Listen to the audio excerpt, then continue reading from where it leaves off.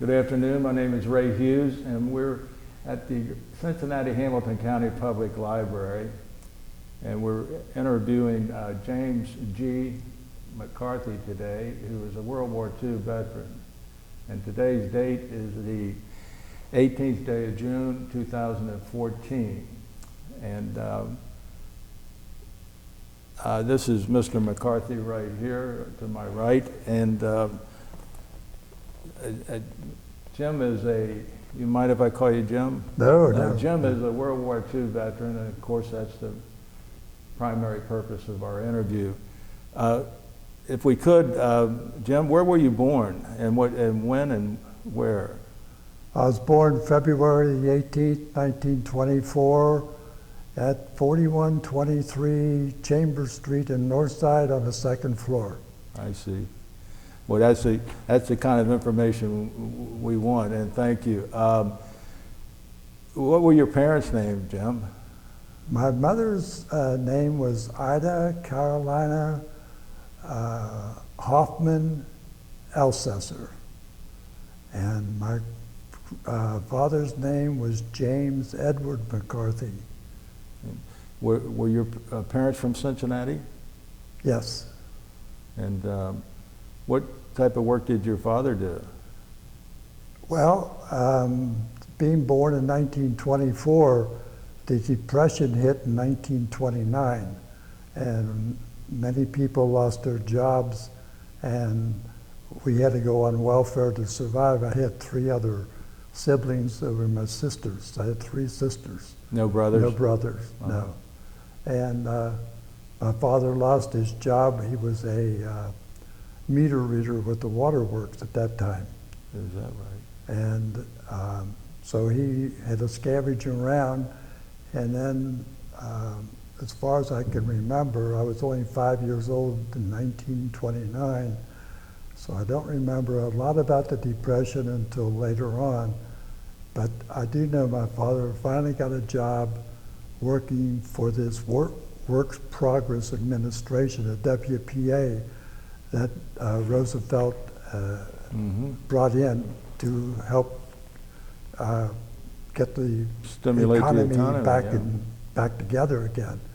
And he planted trees up in Mount Airy Forest, and he helped build the 3C Highway, which is a Cincinnati, Columbus, and Cleveland, and I think it's Route 22 and 3 now, I'm not real sure.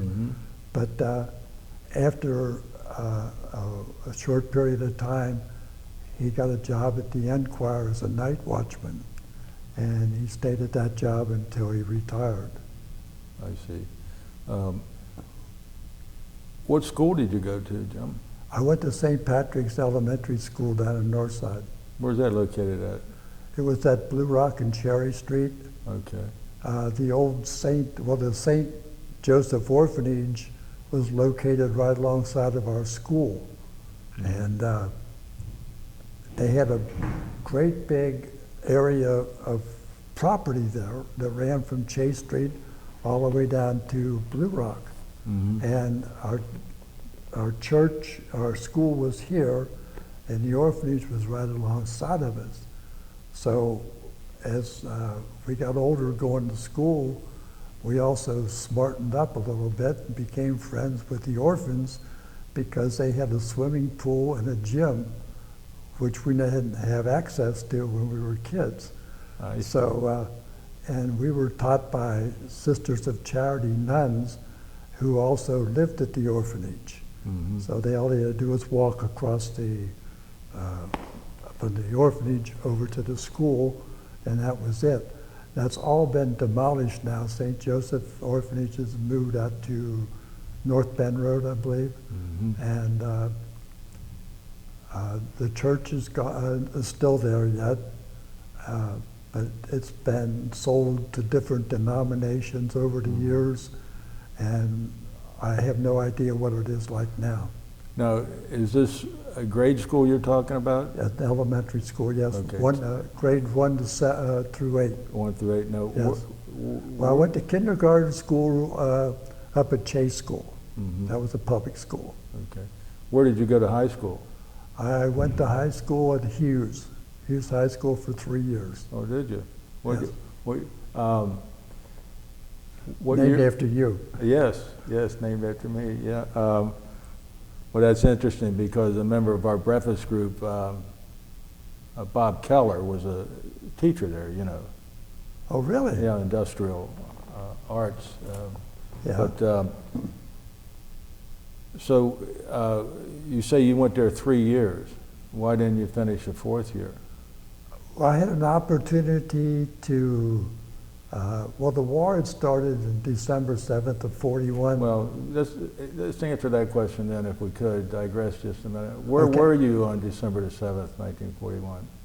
Well, it was about 1:30 in the afternoon, and all my buddies and I had gone to Mass Sunday morning like we had to do, and then we all went down to the Wilson's pool room down Knowles Corner.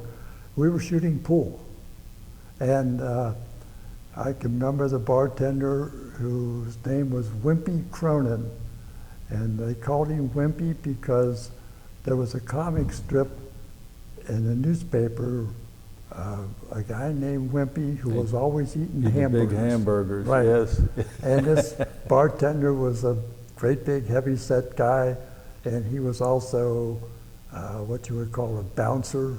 Mm-hmm. Kept peace quiet going on all the time, or tried to. But anyhow, he had a little radio, electric radio, and we were shooting pool, about 7 or 8 of us, and he came back and he said, "Hey, I want you guys to come up here and listen to this." And we were all about 16, 17 years old. Right. But the reason why we were allowed in the pool room at 17 instead of 18 was because I sold newspapers there at the corner, and so did most of the other guys. Excuse me.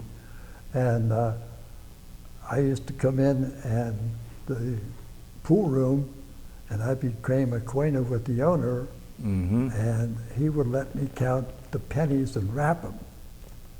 And he said, "I will keep an eye on you to make sure that you don't drop any of the pennies on the floor, and that you put them all in an honest count in the tubes for me." Right. Now I realize he was kidding me, but Yeah. I don't know if he was serious or not, you know. Yeah. And I wasn't about to take a chance. So anyhow, that's why we were allowed in the pool room. Most of the fellows I bumped who sold newspapers or carried newspaper routes or whatever. And so we were in the pool room that Sunday afternoon. So you're still going to school at Hughes High School then, and you're 17 years old. It's 1941. No, I quit high school. Oh, you'd already quit. I saw an ad in the paper for an apprentice benchman, which I knew nothing about, and it was in down at 5th and Walnut Street in the Tri-State building then. Traction building, I'm sorry. It was called the Traction building. Yes. Mm-hmm. And this was back in 41. And I interviewed for the job, and it was for an apprentice benchman of an optical company, a small company, one of those mom and pop deals. Mm-hmm. And I got the job, and it paid $0.25 an hour. Mm-hmm. So that means I made $12 a week, Right. and which was then a lot of money compared to the $5 or $6 a week I was making as selling newspapers. Right. So I just doubled my salary, and I figured that was pretty neat. Yeah. But I never took in consideration that I had to go and spend a nickel streetcar fare to go downtown and a nickel back, Yeah. and then also spend maybe 50, 60 cents to eat lunch. And but we worked out all that with my mother, though. She was very proud of me. So I quit high school with the intentions of going into the service. But my mother wouldn't hold still for it because I was 17. I had turned 17 February the 18th of 1941, Mm-hmm. and the war started in December. And I kept aggravating her and aggravating because my older buddies that were 18 and 19 years old were enlisting. And I think it was kind of a hard thing to really say, but the war kind of took everybody out of their element and gave them a new perspective of life. Even though at 17 and 18, you have no idea what the heck you're doing. Right. But it was just going through this depression for so many years and being deprived of everything that you had to really scrounge and work for if you wanted anything.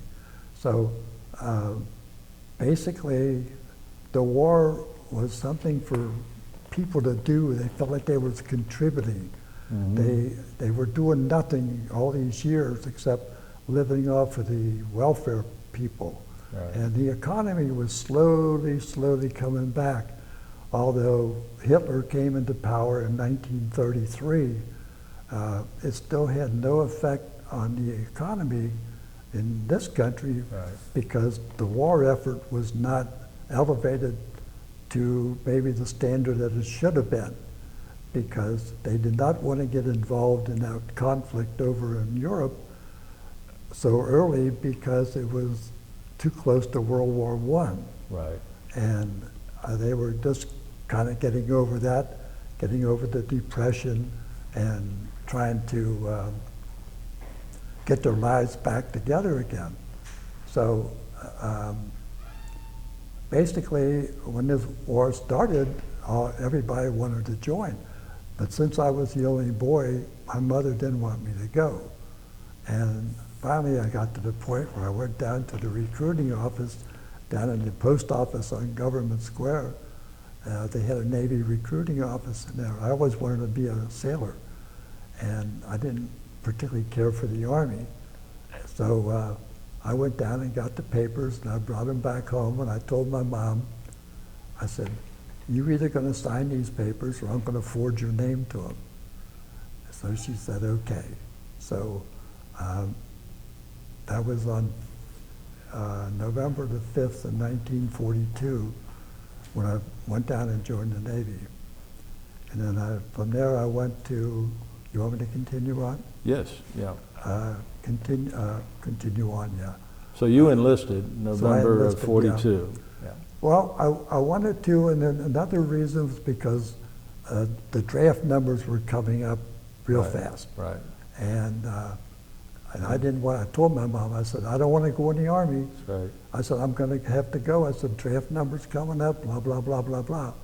So I finally convinced her, and tearfully she agreed to sign the papers. And my father, he could care less, you know. Right. I mean, it was a big honor for his son to go into service, you know. Right. So I went into the service and went in and got sworn in November the 5th, and in 1942, and then we left for Camp Green Bay up in Wisconsin. And I was in Company 1615 up in Green Bay. Is that where you went through basic training? Yes. In Green Bay? Yes. Ah, Yes. I see. And I was up there from November the 5th until, it was about 6 weeks. But the enlistment was so great that shortly after I enlisted in the Navy, they stopped people going into the Navy and the Marines because they weren't getting enough people in the Army. And so I was fortunate there. But when I went up to Green Bay, there was so many Navy personnel up there that didn't have our barracks ready. And this is November up in Wisconsin, and it gets a little chilly up there. So we had these pot-bellied stoves in the barracks, and they weren't throwing up enough heat because the barracks wasn't completed. It wasn't insulated or anything. And we never had woolen uniforms. We did have long underwear. And sometimes I would put on 2 pair of long underwear because all we had was the white uniform, which is cotton. And they're not too warm, especially in the wintertime. And So in a chambray jacket, no pea coat, nothing. And after a couple of weeks, we finally got some undress uniforms which didn't have the white stripes around the collar. And we got a hat with just a plain ribbon. It was a pork pie hat. It was a round hat. It was navy blue. And so we survived all that. We had to drill and learn little basics and everything. But I was given an aptitude test. Everyone was given an aptitude test, and I passed the Morse code. So when boot camp was over, I had a 7-day leave to go home. So I went home and came back to Green Bay, and then I was transferred to Northwestern University over in Evanston, Illinois. And the Navy had taken over a good part of the university for a Navy radio school. And that's where I went to school for about 2 months, from January through February. Of 43. Of 43. And I graduated from there with a 3.8 average, and 4.0 was perfect. So I was given the rate of Radioman third class petty officer, which was a raise in salary and everything. I was making $55 a month then. Yeah. And so I was given the choice of going to the Pacific, and everyone up in school was given the choice. You could either go to the Pacific Ocean, or you could go to the Philadelphia destroyer base and pick up a destroyer and go out on the Murmansk Run, which led from the East Coast up to Murmansk, Russia. Right. Let me interrupt you there one Sure. second. When you were at Northwestern, were you studying Morse code there, or what were you doing? Yes, yes, we studied Morse code. We had a key. Right. And they also had what they called a bug. A bug was whipping out like 90 to 100 words a minute. And to graduate from school, you had to be able to do 40 words a minute. What's a bug? A bug was a key. A key was like a clamp that you pressed up and down. Excuse me. And every time you pressed it down. Where's your water at? Take a drink.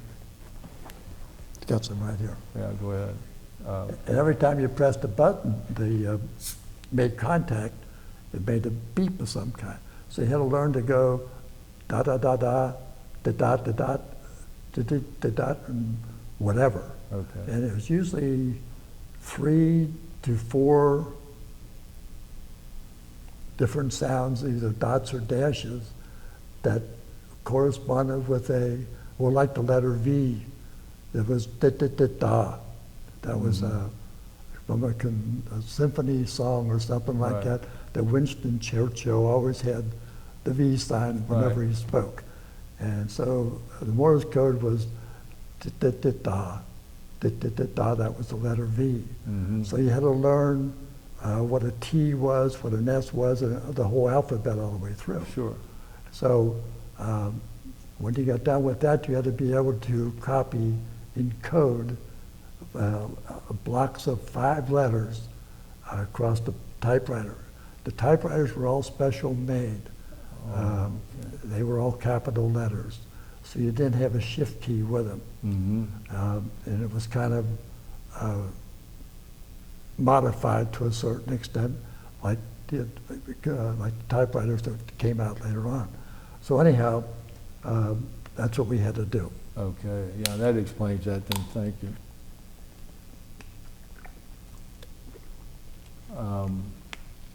We were, so you, before I interrupted you, we were at, you had a choice of the Pacific or going into the Murmansk Run.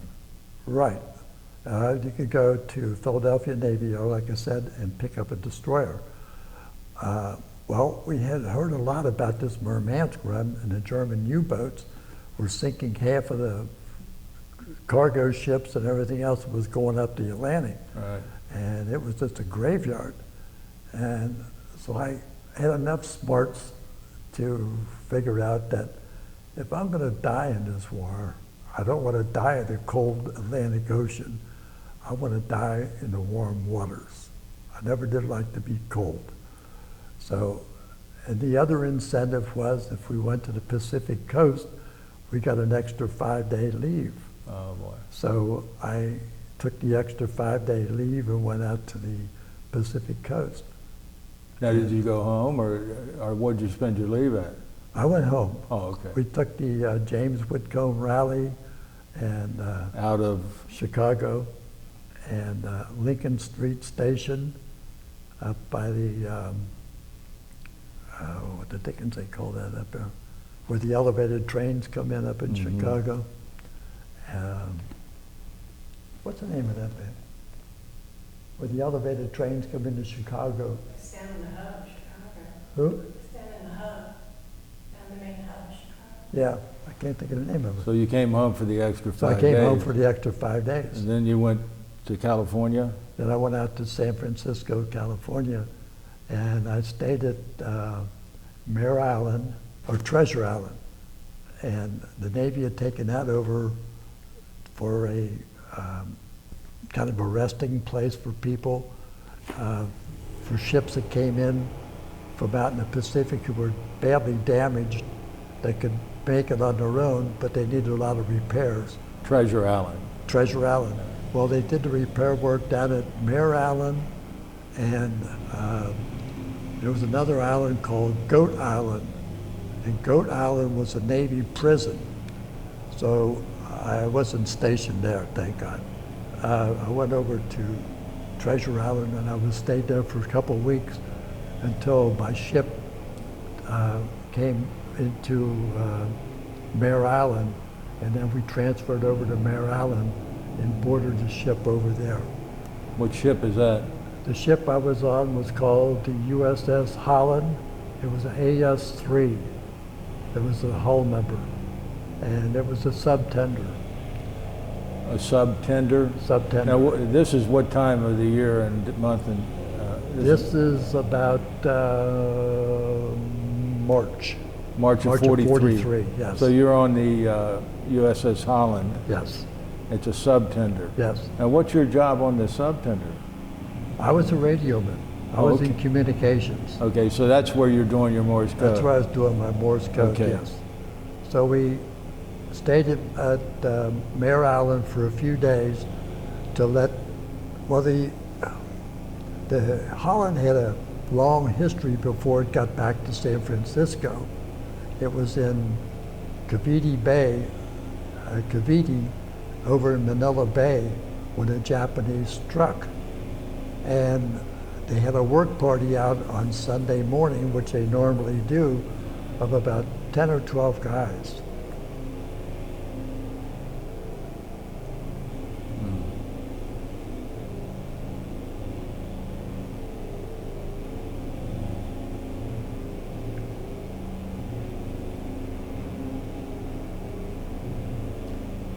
Sorry. But they never came back. The Holland was repairing 2 submarines, and they got orders to vacate immediately because the Japanese, they didn't want the Holland to fall into Japanese hands because there was only tender out there to take care of the submarines. So the captain wired back and said, I got 2 subs I'm taking care of. He said, and we're going to finish them. So they got 48-hour reprieve to finish these 2 subs, or they were going to move it out on their own. So they did get the subs underway, and I have a brief history of that in my case there. And so then the Holland took off, and it went down to Borneo and a number of different places. And on the way, it stopped and repaired any type of ship that needed minor repairs, because the Holland was the type of ship that carried ammunition, medicine, relief crews for submarines, just anything that you would probably want, we had on board. So it didn't make any difference what kind of an Allied ship it was. If it needed something, ammunition, torpedoes, or whatever, and if we had it, they would give it to them. So it eventually made its way down to Australia, and it stayed in Australia for maybe about a month, a couple of months maybe, and it kind of piddled around down there, and they were trying to get the war organized more or less. Now this is shortly after Pearl Harbor. Right. And everything was disorganized to the extent that they couldn't get anything specifically, going. Right. So the Holland had to go back to San Francisco because it only had 3-inch guns, and they wanted to put 5-inch guns on it.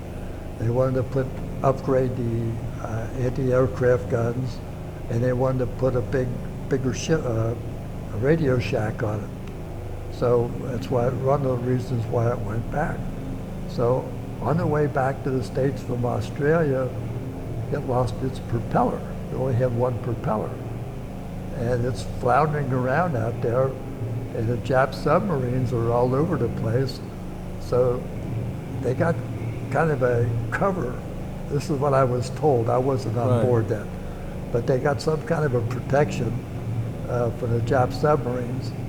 And they finally got towed back to Australia, and they put it in dry dock and put a makeshift propeller on it, so it took back off of San Francisco.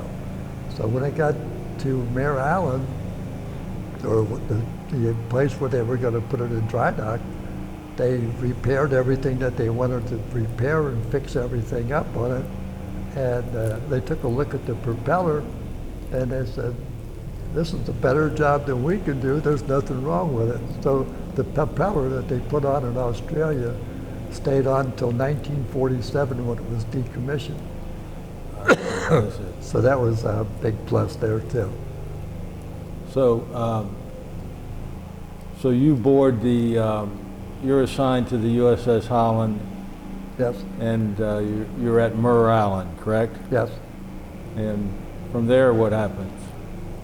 We stayed there for a few days to acclimate the crew, and well, that's what I was getting at. When the ship eventually got back to Frisco after its tour of the Philippines and Australia and all that, they wanted to replace a lot of the crew because some of them were quite old. So they replaced with new recruits like myself. So while we were in San Francisco Bay, we acclimated ourselves to the ship to get used to the functions of it and everything, and the sleeping compartments and our battle stations and stuff like that. Mm-hmm. So eventually we got underway and we went to Pearl Harbor, and it took us 7 days to go to Pearl. And that was to get us used to being on the ocean. Like when general quarters sounded, we had to man our battle stations and do all that kind of stuff. So we had these drills, and on the way out from San Francisco, they had a plane fly over with a target, towing a target. And we had to do anti-aircraft shooting at this target, but not the airplane. But a couple of them come close to it too. At the trailing target. Well, they put tracer bullets in the, so they could check and see which way it was going. And some of these guys were coming pretty close to the plane. And so they kind of watched that a little bit. But eventually we got back to Pearl Harbor, and when we came into Pearl, Battleship Row was the first thing that we saw. And submarine base was way over on the other far end of it. As we came in, we were all lined up on the deck at the captain's orders, and we could see all these ships that were sunk.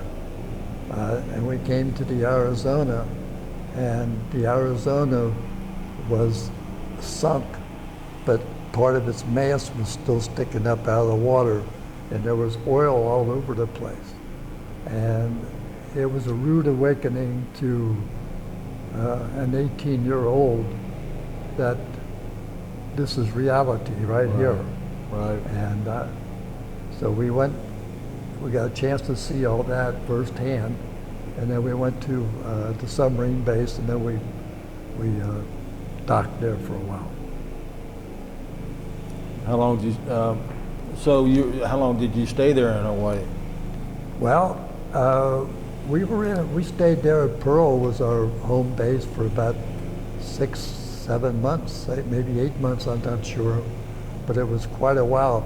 But for the simple reason that the Japanese controlled all the islands all the way up to there, and we had no place to go. And we had a squadron of submarines, 8 submarines in our squadron. Was called the S Squadron, like the Salmon, Seal, Snapper, Skipjack, Sea Dragon, Seahorse, a couple more I can't remember. Did you have anything to do with the Stingray? Stingray, yes, that was one of ours. Yes, yes. That's the one that rescued Don Brandt. Yes, yes. Our buddy. Yes.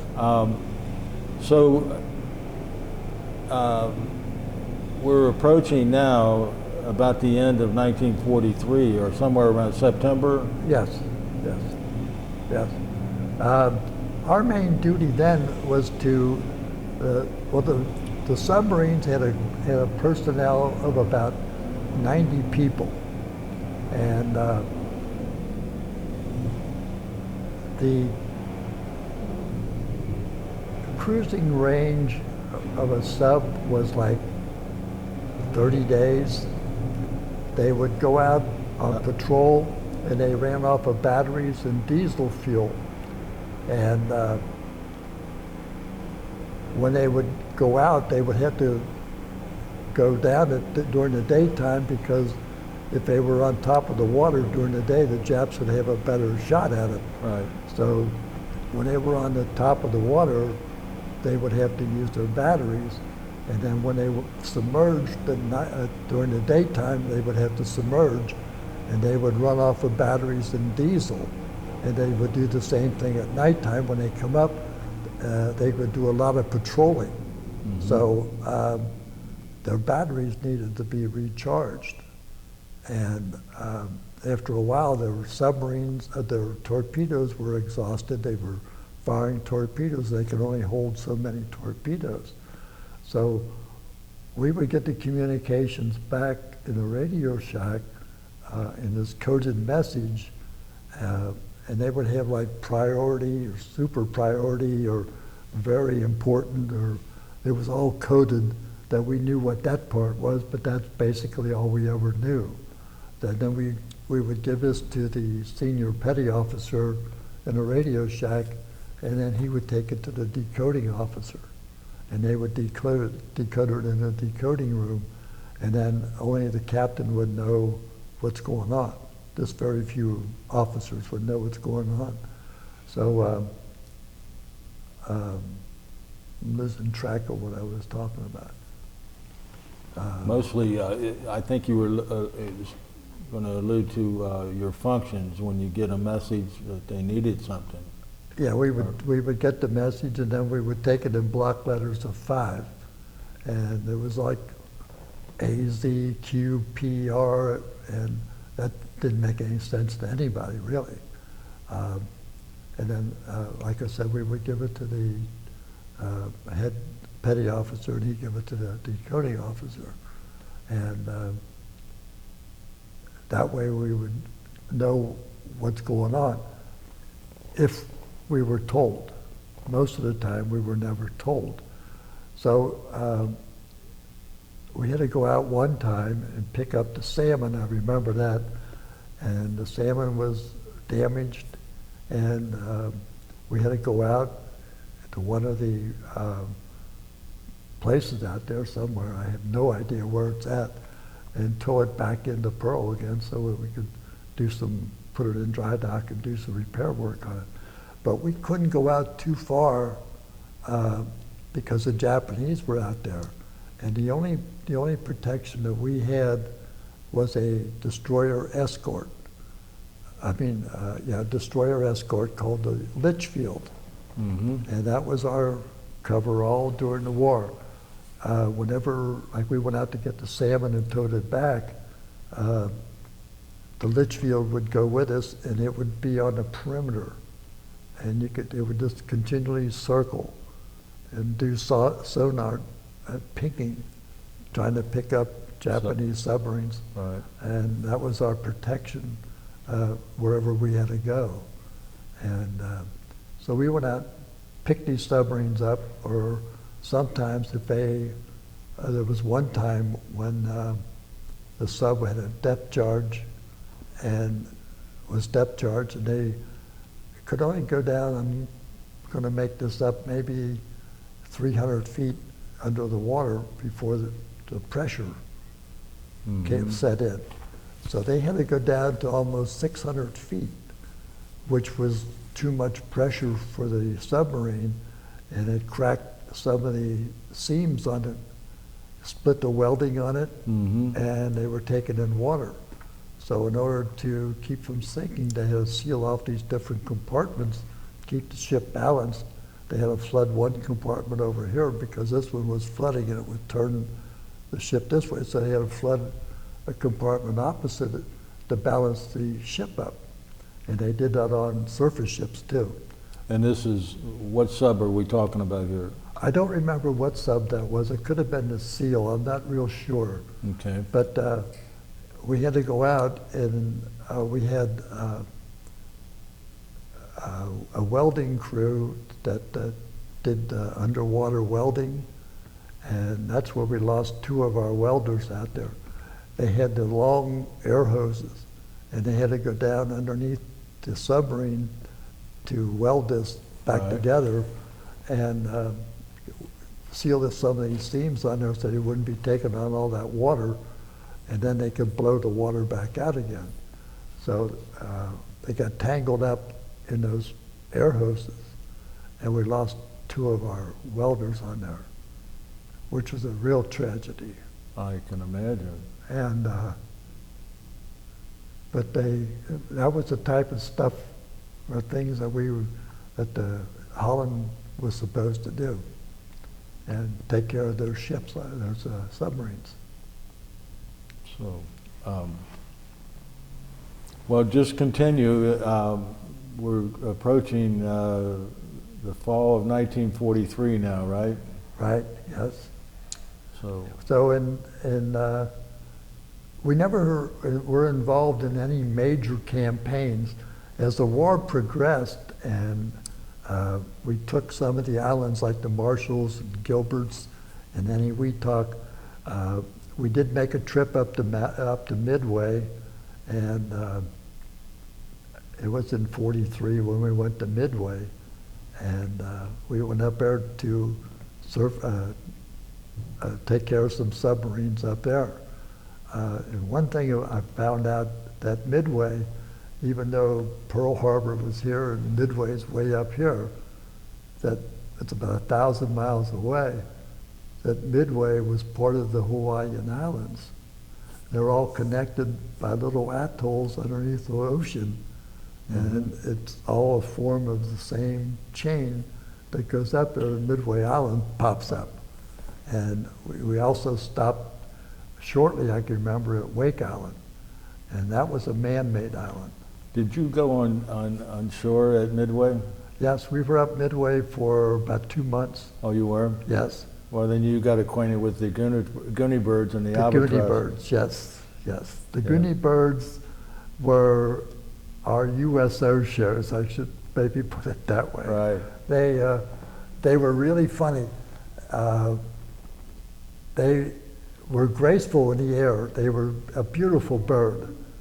But when they came into land, it was... You don't want to be in front of them. It was ass over appetite, I'll put it that way. Oh, yeah. They just tumbled all over the place. And then when the mating season, we happened to be there when the mating season, and they did their Goonie bird dance. It was like a big circle. And that And neck, they would just go and that back neck and forth going up. like that, yeah. I watched It was- them myself, yeah. You saw that? Yeah, I stopped there once. Yeah, it's quite entertaining. Yes, it was, yeah. Um, The Goonie birds, but we could always, Goonie birds like to follow ships, you know that. And they would feed off of the garbage that the ships would throw overboard. And if the fish didn't get them first. But they would only go out so far because they didn't want to get too far from land because there was no place for them to roost Right. after that.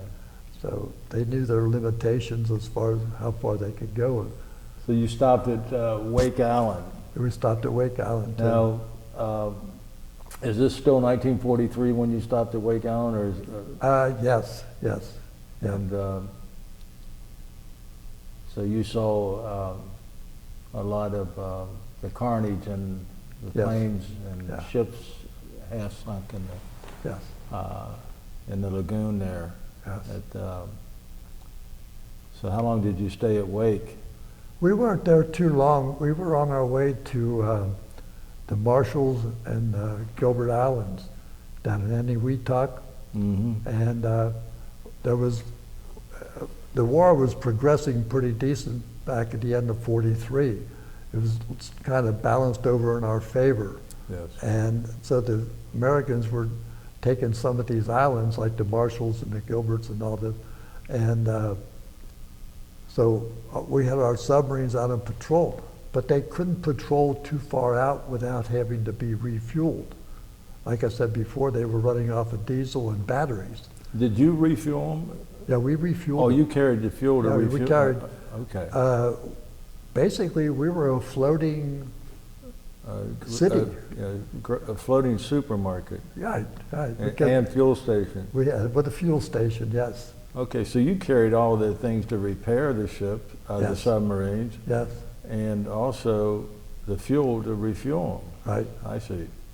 So when our supplies would be depleted, then we'd have to go back to Pearl, and we'd have to get resupplied again, so we could go back out and resupply the sub, because they only had like a 300-mile patrol range before they ran out of fuel. And then their batteries, they couldn't run off of batteries all the time because their batteries would just go dead. It's like anything else. When you leave a flashlight on, your batteries are just going to go plunk. Now, was that normal procedure for like your subtender to take care of all the submarines that started with S, and somebody else would take care of all of them that started with a T, or? Well, Or that's the not. way you start out. But as you lost these submarines, then you would take on anything that came along. We ended up doing the bowfin, which is on display at Pearl Harbor now for people to go on board the submarine, which I took my wife on. Mhm. And I wanted to show her how, what it's like living on a submarine. Oh, And so we went on the fantail, they had a ladder going down, and I told her, I said, now, these ladders are straight perpendicular, 90 degrees. I said, they don't have any angle on them. I said, and we never used the steps. I said, we just held onto the bars and slid down, right. because you had to go through, even we had to go through submarine drills. And when they said dive, dive, dive, and that thing went room, room, room, you knew you were going to get wet if you didn't get your butt down there real quick. Right. So taking the steps down was not going to work too well, so we just slid down. And basically you learn to do that every time you went on board any ship. You slid down. How often did you board submarines? And when you're, Every time I would board them, maybe every day that we were in port, that we had submarines, because we had to go over the radio equipment that they had to see if everything was working properly for them. They had what they called super heterodyne receivers, and they were gigantic generators, and we had repairmen for those. Now, I worked on the keys and the bugs, and Right. those were kind of simple things to work with, but they had specialists that would work on these super heterodyne receivers, and they would go through the motions or whatever, make sure that they were operating right. And that's what we would do. Did you ever go down in a submarine under? No, never submerged. Never submerged? No. No. Never left the dock, never left the dock. We would maybe walk across 3 or 4 of them, but Yeah. you know, it depends on how many were tied up there, what they came in for or whatever. They would have catwalks going across. Right. You that's forgot the- to tell us who the commander of your ship was, the Holland. Lordy, I'm just curious about it. I can't think of what his name is. If you I got think in the of it book. as we're talking here, just interject it. So let's move on now to 1944. What's going on with you in 1944? 1944, we were back in Pearl, and unbeknownst to everybody else, we were getting ready for the invasion of the Marianas Islands. And we had never been a part, we always were on the invasion force was out here, and we were always back here. And because there was no point for us to be there.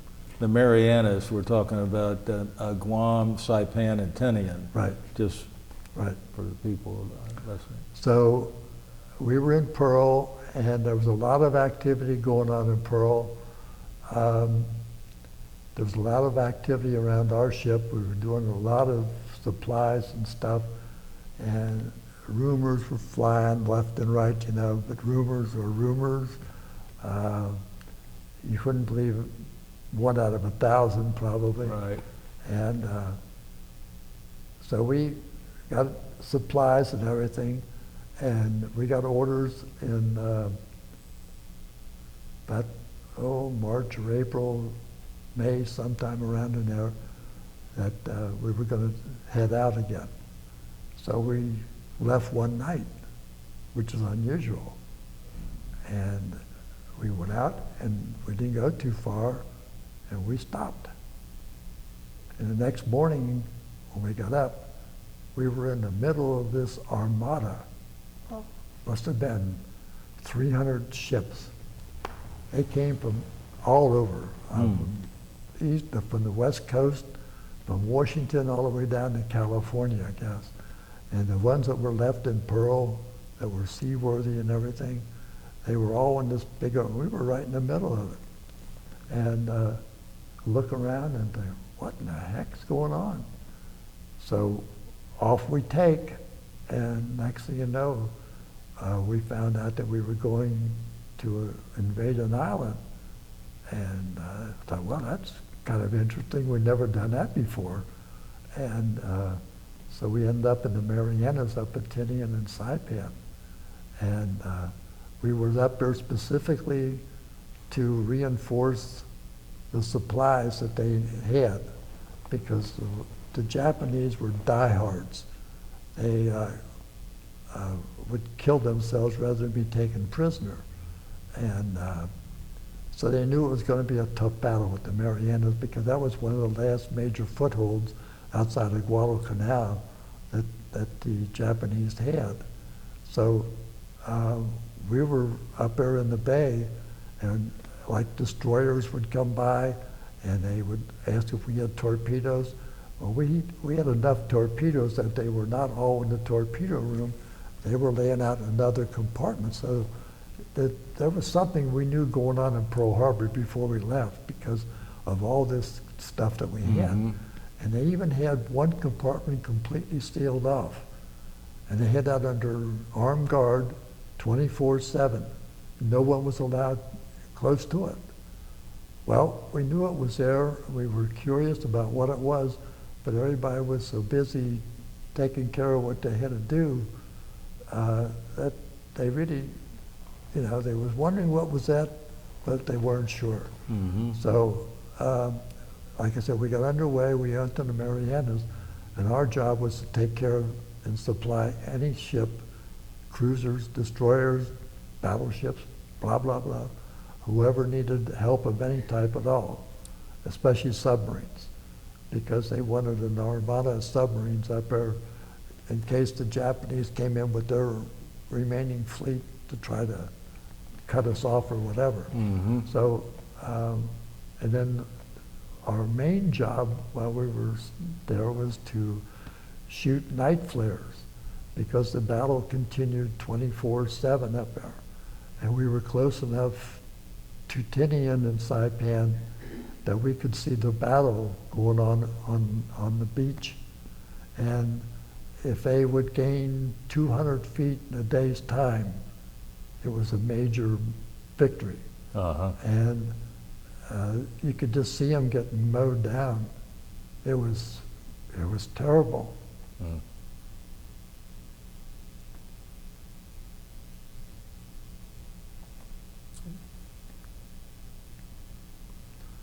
Took a lot of lives Yeah. to take those islands. Yes, it did. And our job was to shoot the flares and take care of any ship that came by or whatever. And for that, we were given the Navy Unit Citation, which was this one ribbon I'm wearing here.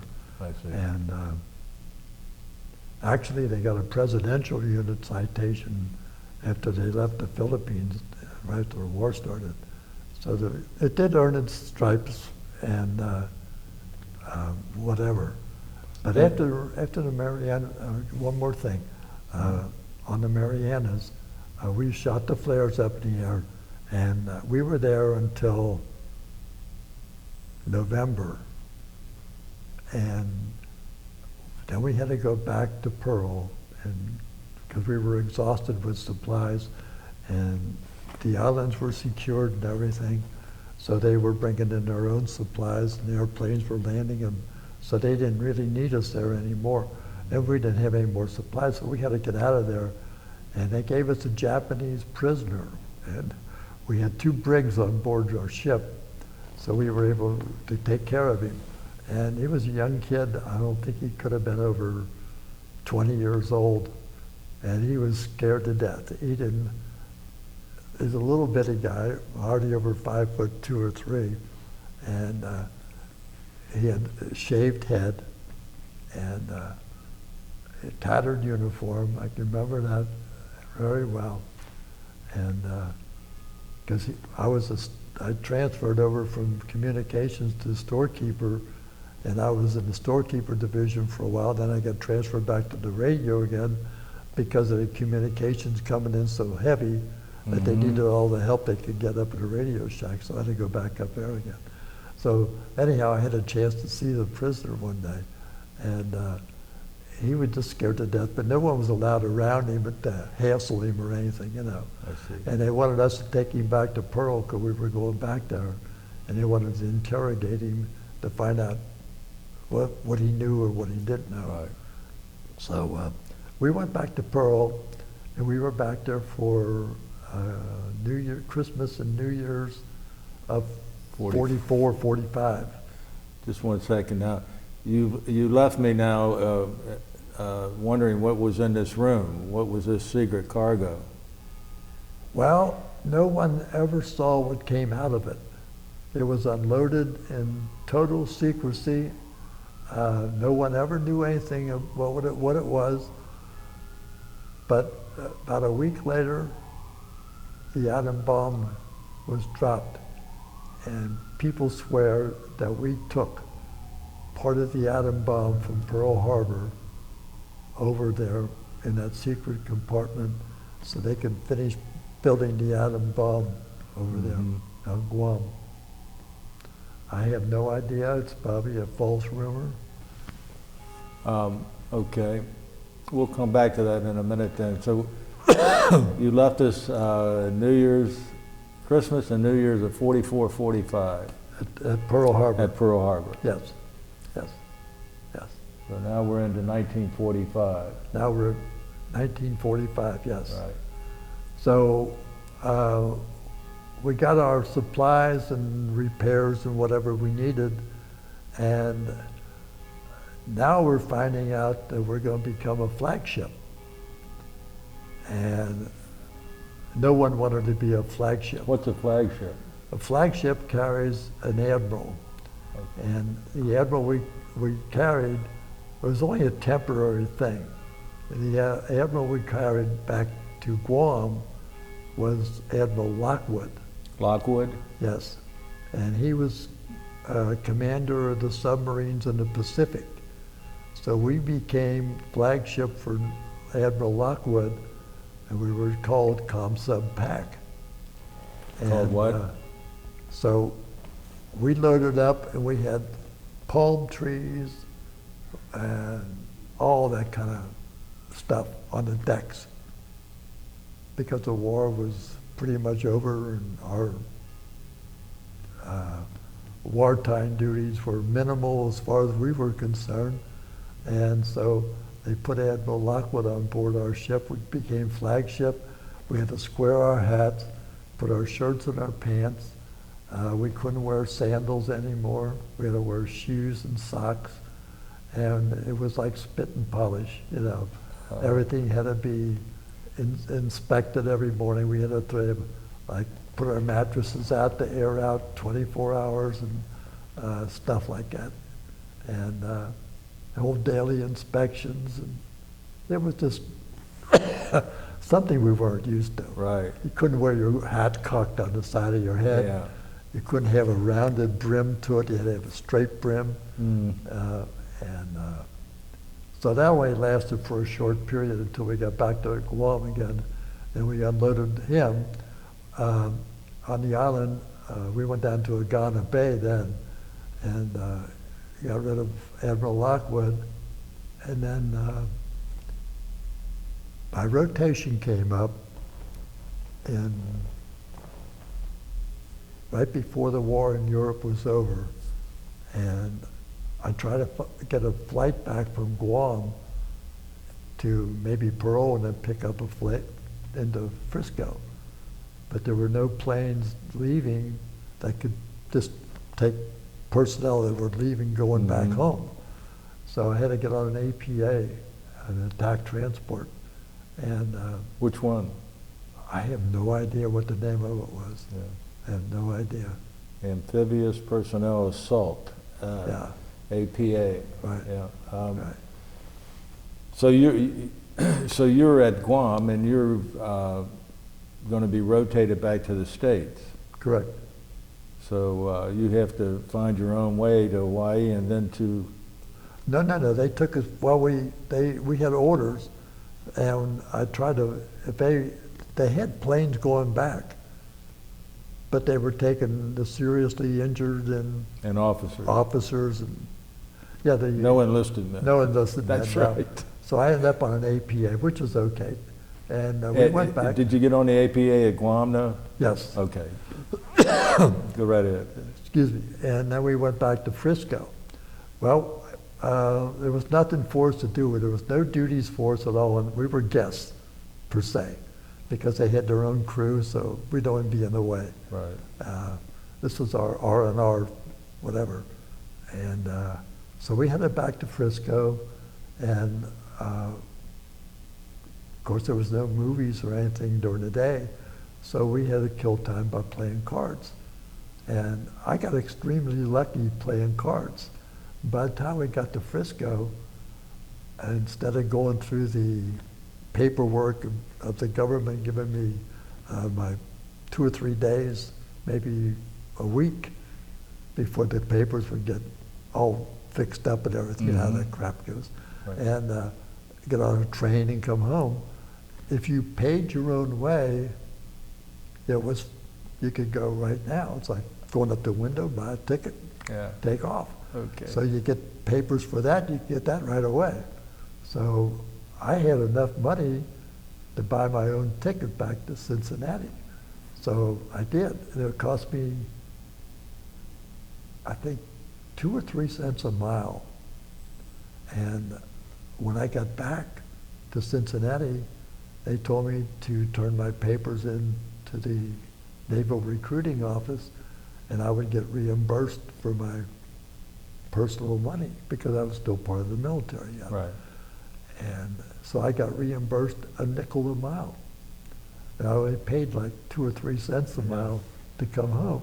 So I almost doubled my money You're making again. you're making 20 to 40% on your money. Yeah, take about 40% of the money, yeah. And this is roughly probably June of 45? Yeah, I can't remember. Because the I think it war was over, August, wasn't it? surrendered in Europe May the 8th. Yeah, And so we're now roughly in June of 45? right, Okay. yeah. Go right ahead, I don't, So I was home and on a 30-day leave. So my leave was up and I had to report to the post office. Well, the post office said, "Where do you want to go? We can send you back to the West Coast again." I said, "I want to get out." I said, "My rotation's up." I said, "My duties are up." I said, I'm done. I'm 22 years old now. Almost, well, what? I'm 22 in February. And so they said, "Well, where would you like to go?" And I said, "I want to go home." I said, "I am home. Discharge me. You got right here, you know." right. That's that, come on. I can't do that, can't do that. Okay. So they said, "Where do you want to go?" I said, "I don't care." They said, "Well, we can send you down to Crane Naval Ammunition Depot down in Crane, Indiana by Bloomington." And I said, "Okay, that's close enough. That's only a couple 100 miles Right. away." So I went down there and I became a shore patrol.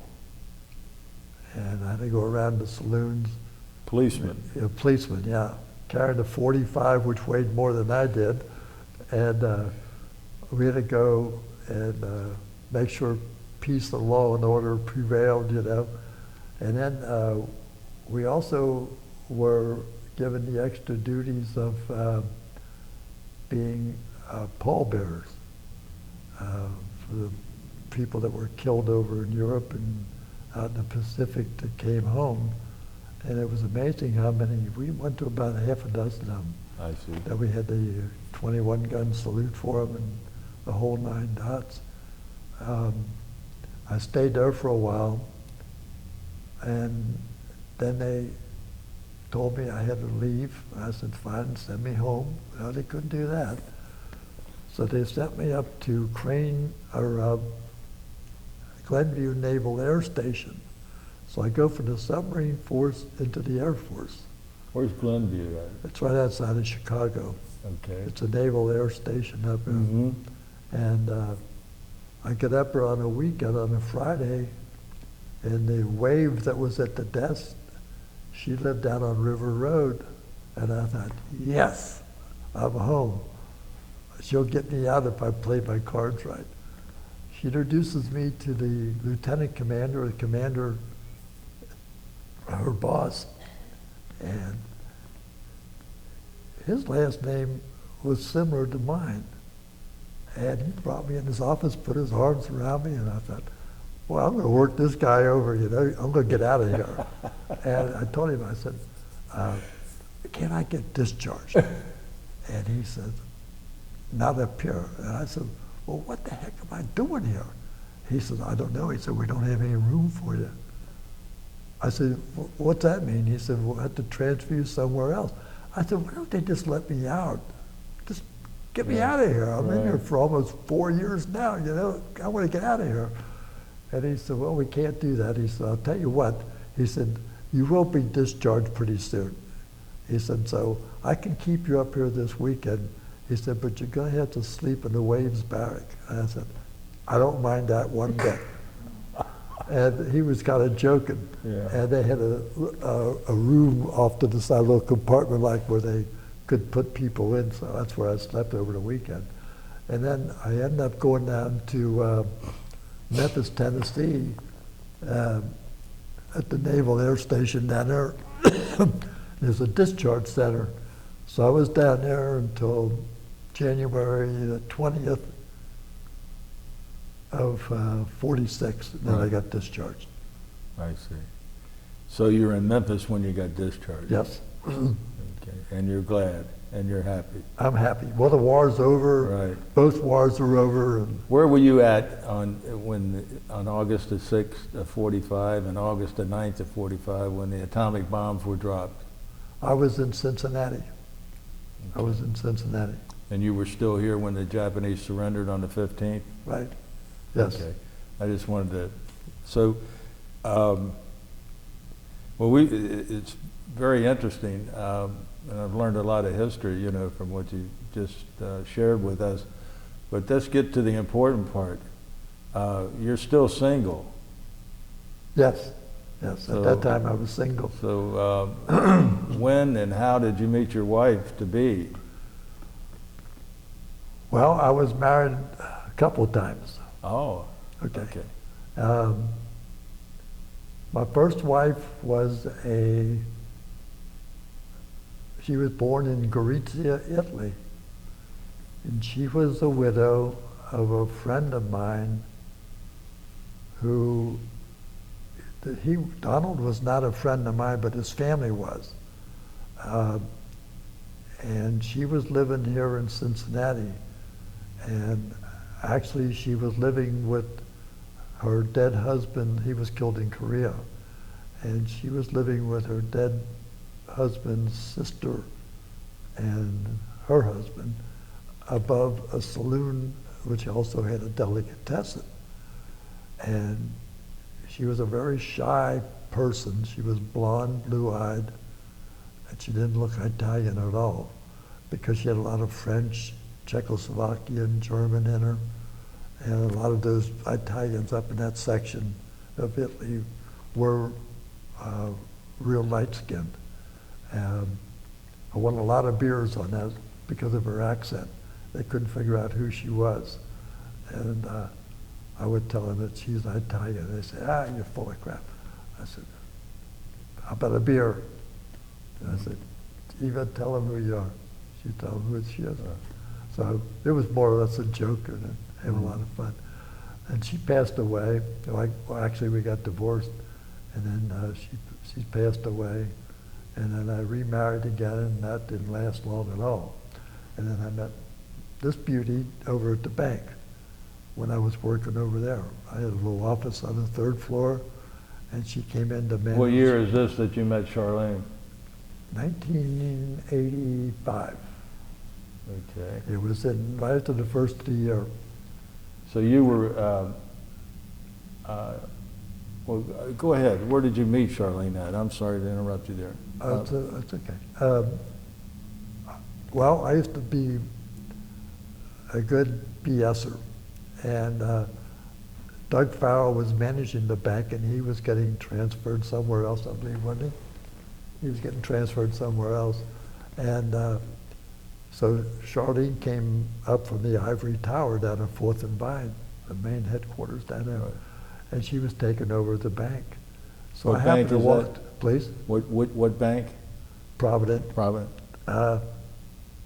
So I happened to come down to the bank one afternoon, and I was talking to Doug and the manager, and Char was there. She was in the process of taking over, and he was showing her the ropes of the bank and blah, blah, blah. And excuse me, he said, Charlene, I want you to meet one of our accounts. And so she stopped and he introduced us, and then first word out of his mouth, he said, now I want you to stay the hell away from her. Or she wanted her to stay the hell away from me. And I looked at him, I said, what'd you tell her that for? And he says, I know your reputation. He says, you're single. And he says, you're living over here on Garfield Towers. And he said, you and I have been friends for a long time. He said, we drank many beers together. I said, yes. He said, I'm only telling her to protect her. So as things progressed, her nephew over in Kentucky was getting married May the 28th. And so she was very nearsighted. She wore big, thick, heavy glasses then. And she didn't want to wear the thick, heavy glasses because at the Catholic ceremony, they have the readings. And she was going to do one of the readings at the wedding in the church. So she wanted to look really nice, or nicer than what she looked like. And so the girls down there told her, said, well, why don't you talk to Jim? He'll get you a pair of contact lenses and you won't have to be bothered with it. Now, I don't want anything to do with him. Nothing to do with him. So a little time went on, and it's getting closer to the wedding. It's probably up around the first part of April. And so I finally talked to her going down to Joe's Bar down at 6th and Vine Street one night, because they had jazz music down there. And she always gave me the excuse that she had this dog to go home to. At 6th and Vine. Yes, and Netherland Hilton, it's on the first floor. It used to be, I don't know what it's called now. It used to be Joe's Bar. Wasn't that what it was? That wasn't at 6th and Vine, though. But go ahead. Yeah, it was. Because it was sitting on that first level, it was right there, right in, Right off of Vine just on Street. the front door, you know, right there across the street from I thought the Cincinnati was there, and Cincinnati was on this side, the No, it's Hilton on, was on that that's side. down below. Oh, okay. Yes, okay, I'm sorry. That's okay. Yeah, get our bearings. So we went down there and had a couple of beers, and she had to go home. But prior to that, I asked her a couple of times to go down and have a drink with me or something after work. And she always said I had to go home to this so-called dog that I thought it was a mythical dog.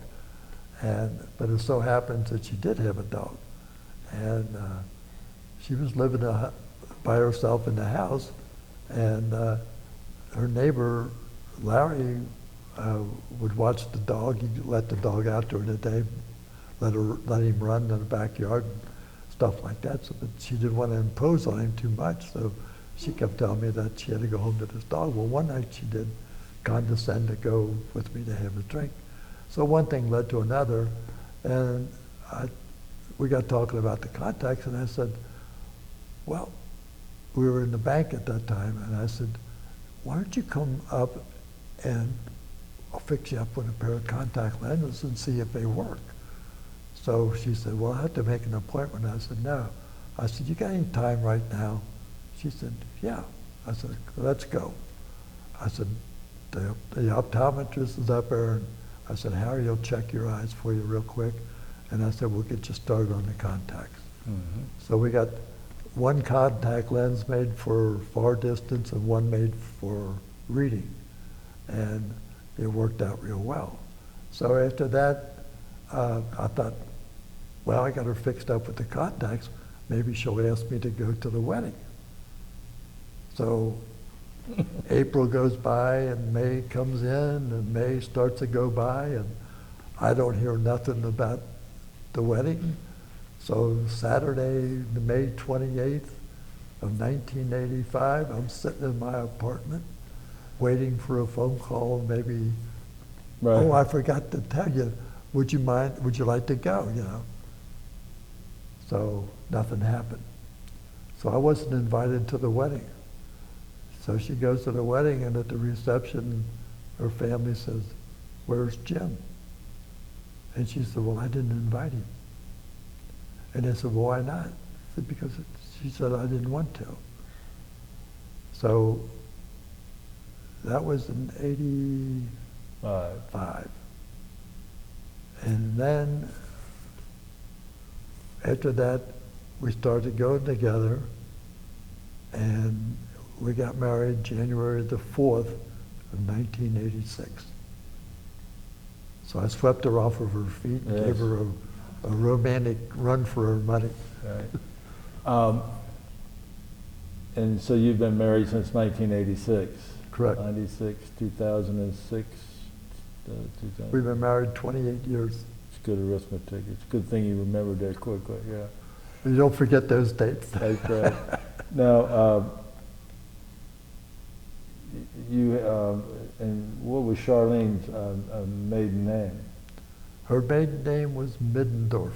Middendorf, and she was raised in Cincinnati? Yes, North College Hill. North College Hill. Do you have any children? I have a stepson who's my oldest son from my first wife. They had and Bill was about 2 or 3 years old when we got married. Mm-hmm. So I've raised him all my life, and he's still part of our family yet. Right. And his children are, matter of fact, we were to a wedding last Saturday. His last child got married, finally. And, but I have 3 other biological children. Mm-hmm. Bill, his last name was Menz, M-E-N-Z. His dad was killed in Korea. Then I have David, or Michael is my oldest, and David, and then Paul. All 3 boys? Then. All 3 boys, I have all boys, yeah, And no girls. they live here in the city? Michael lives up in Indianapolis. Bill lives in Mount Washington. David lives in Amelia. Paul lives in Delhi. Mm-hmm. Okay. Let's see.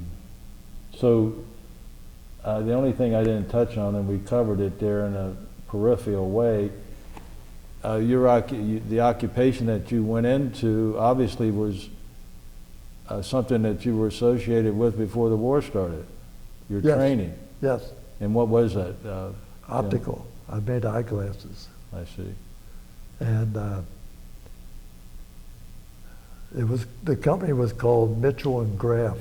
And Mitchell was the fitter and a surface grinder. We ground our own lenses, took a prescription.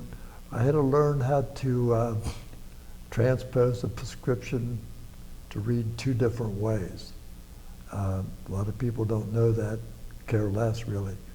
And I had to learn to do all types of bench work of fabricating, taking a prescription, picking a lens out, lining the lens up on a lensometer, making sure that if they had astigmatism, that the astigmatism was lined up according to what the doctor wrote on the prescription.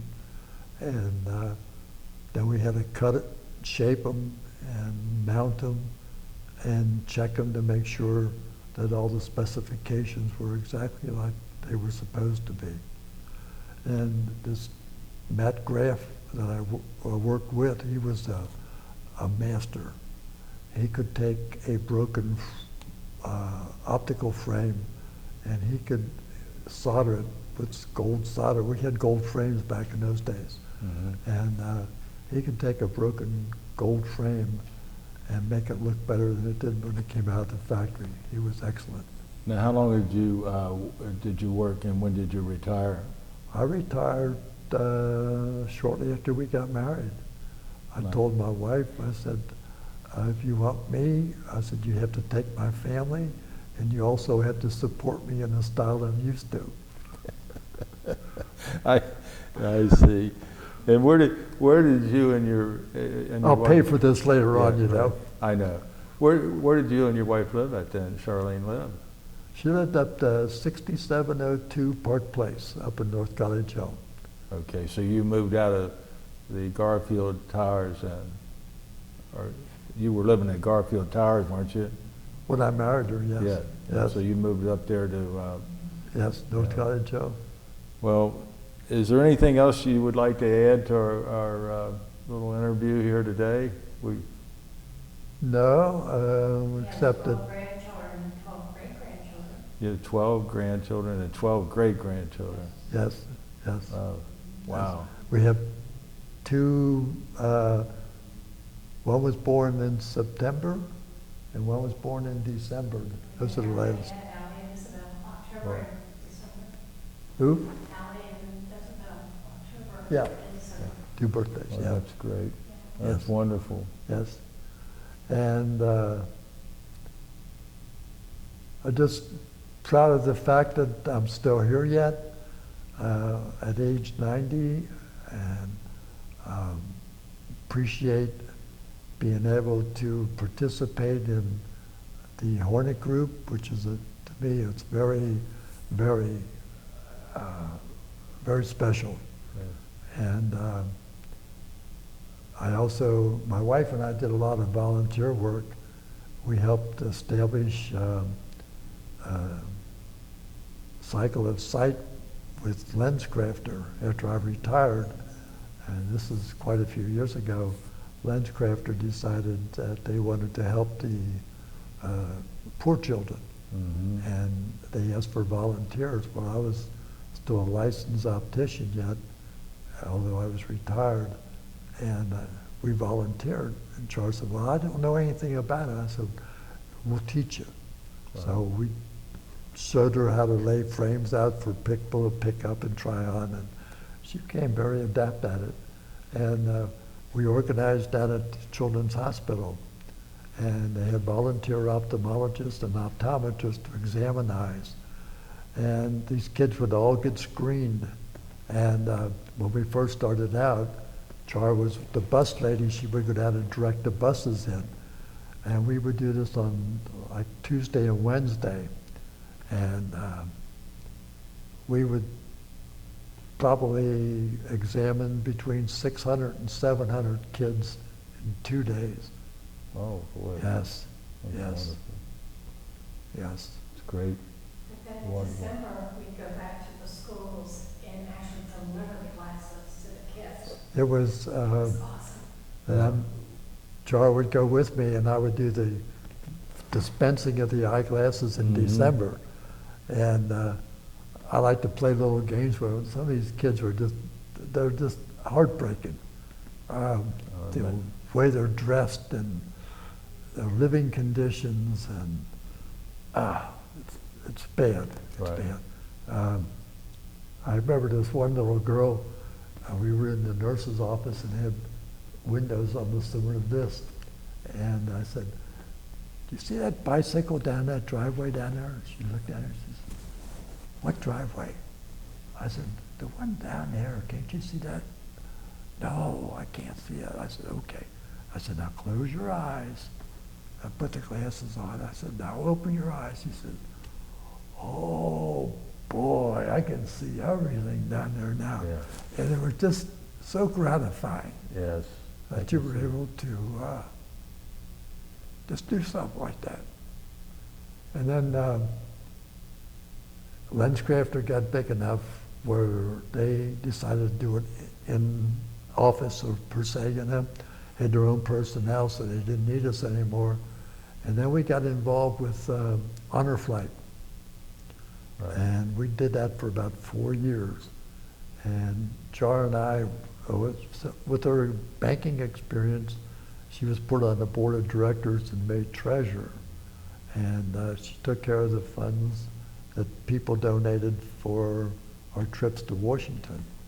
And then our other duties were to call and screen the World War II veterans and get them signed up and everything to go on these flights.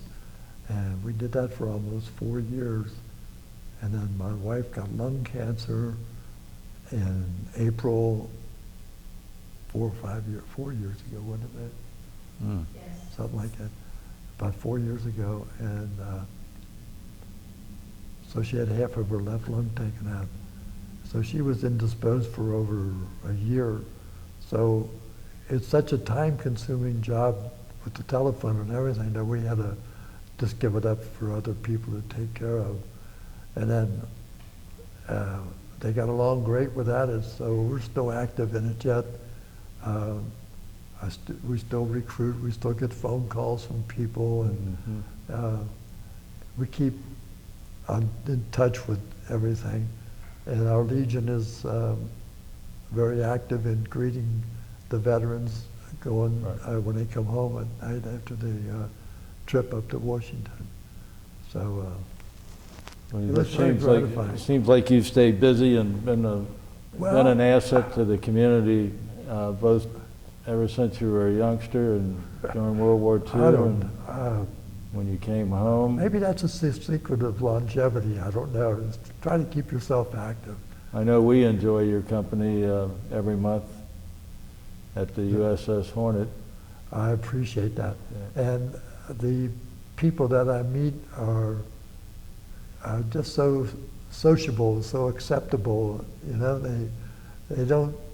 There's no snobbishness in there at all. It's like everyone has a comradeship, so to speak, and it is really neat. You know Walter Krauss. Do you know Walter? I don't know him intimately, but Walter Krauss was in World War II, and I met him on an honor flight, and he was in the submarine force. oh yes. And we got talking one day, and he has that vest. Yes, He has that I vest remember. with all that stuff on it, yeah. Well, And he's very, well, he was active until they broke it up. But he and I were talking one day, and he said, what was you doing in the Navy? And I told him I was on the Holland subtender, and he says, oh, really? And I said, yeah. He said, well, I was on board the Holland. I said, you were? He said, yeah, for a week. He said, waiting for you guys to get my submarine ready so I could go out on patrol. And I said, I'll be darned. I said, I didn't know that. And he said, yeah. He says, I was on there from Captain Pendleton. Captain Pendleton, I'm sorry, our brain comes alive now. yeah. That was the captain of our ship. Yeah. Also, Captain Wright, he relieved Captain Pendleton. We'll There's get the nothing story wrong with your straight. memory. Please? There's nothing wrong with your memory. Yeah. It's a little refreshing now Yeah. and then, things click in. But Walter, I met him, I was talking to him at the last meeting up there, at the Hornet breakfast rather. And he's a heck of a guy. He'd be one to interview too. And He actually went on We'll submarine look into, we'll patrols. talk to him at our next breakfast meeting. Yes, Yeah. yes. He'd be an excellent man. Well, I think this will conclude it for today, and I want to thank you so much on behalf of the Veterans History Project. It's been a real pleasure and honor to talk with you. My pleasure, Ray. Thank you. Anytime, Thank you, Jim. anytime. Thanks for having me. Oh, thank you.